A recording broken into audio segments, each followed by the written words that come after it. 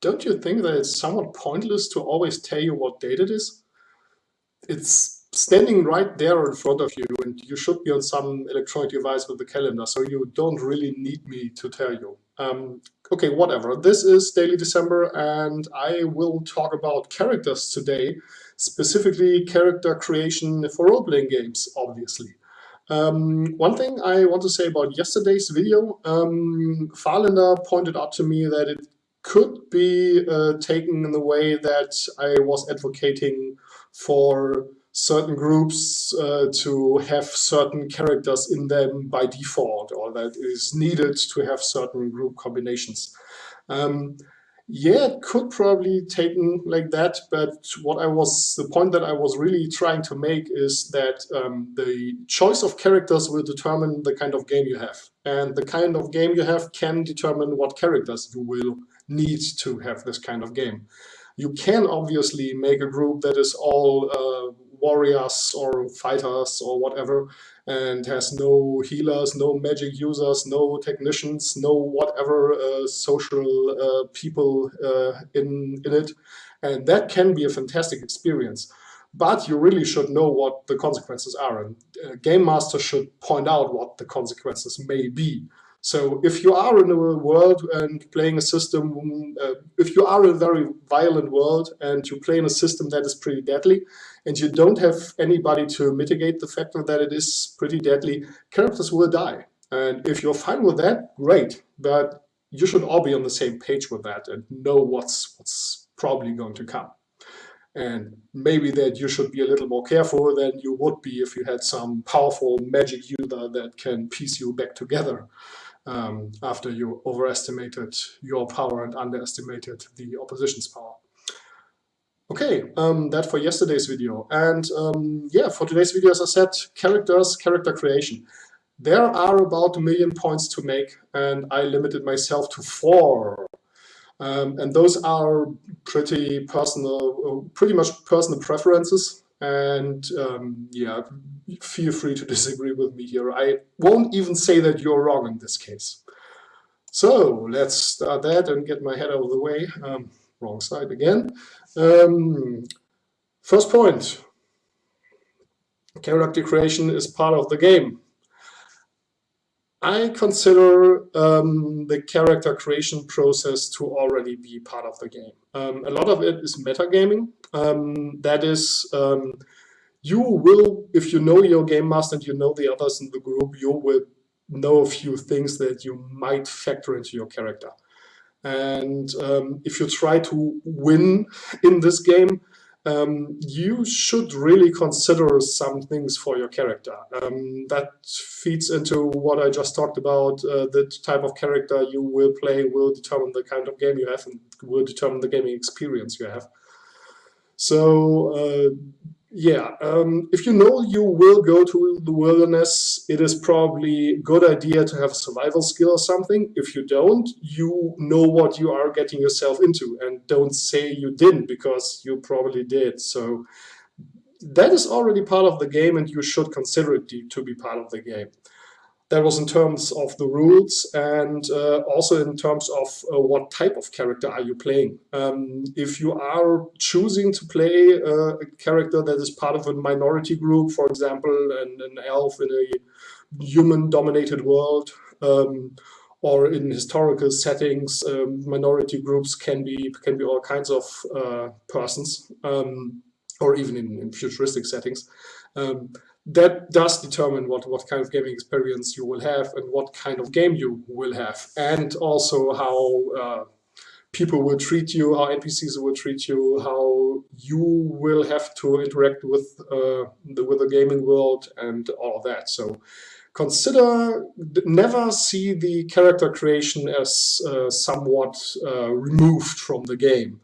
Many people seem to think that, well, we create characters and then we'll start to play. No, you're starting to play in the second you start thinking about the game and you start thinking about characters.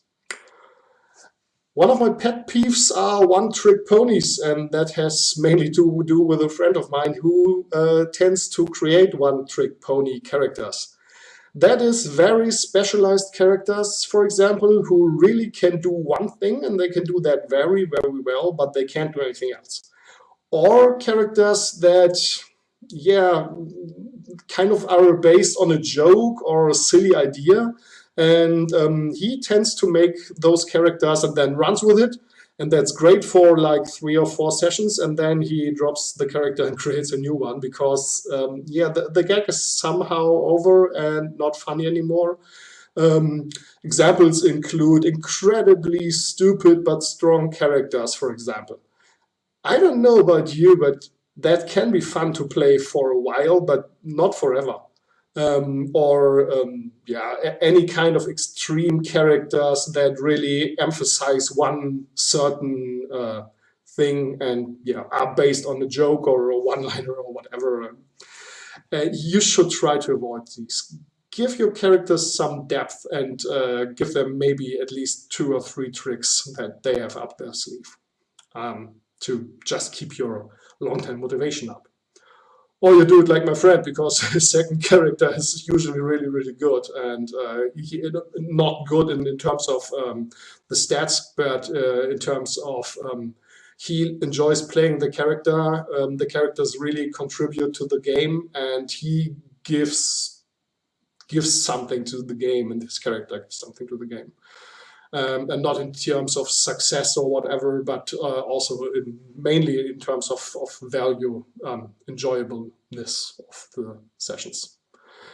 Okay, third point, get to know your character. For me, I tend to think through my characters before we start the first game, and then they start to surprise me. So you should really try to put yourself into the shoes of your characters and to analyze decisions that you would make and really ask yourself, would my character do that? And after you've done that for a while, you usually know enough about your character to just act on an impulse and to follow your knee-jerk reaction when you're playing that character. But for you to get to that point, you should try to get to know your character. That's pretty much it for that point. I had something else I wanted to say, but I forgot. Yeah, whatever. And the last point is mix it up, but don't overdo it.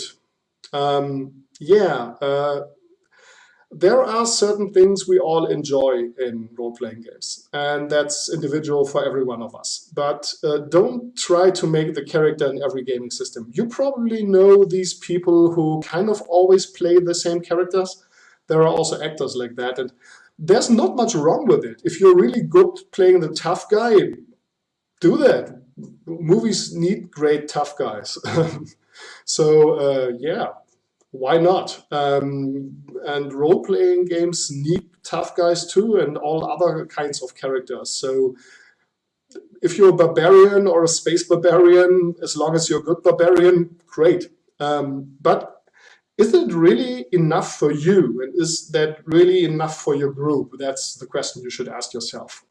So maybe give a little soft side to your space barbarian and maybe some really nasty character defects, so to speak, to your fantasy barbarian, and mix it up a little bit. But as I stated there, don't overdo it.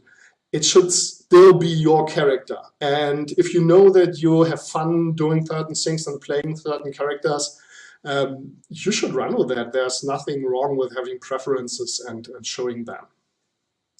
So that concludes my video for today, almost, because there is still the stuff up there.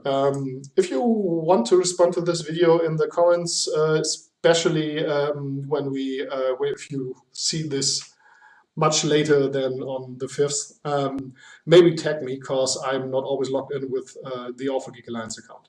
If you want to talk to me on Twitter, there's how you can reach me. And for some great role-playing discussions, you can always come to the Geek and Sundry forums and talk to me and a bunch of other great people there.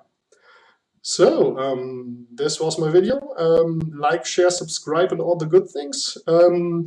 We've got a lot of amazing shows about role-playing, like the Plot Hook In and D&D High on this channel, and the great show about voice acting and the audio industry. I almost said audio industrial complex, but that doesn't make the slightest bit of sense. Narration Fixation is the name of the show, and also check out Lore Explorer by my producer on the main show Plot Hook In, Trainer Jody. Really great show. So see you tomorrow.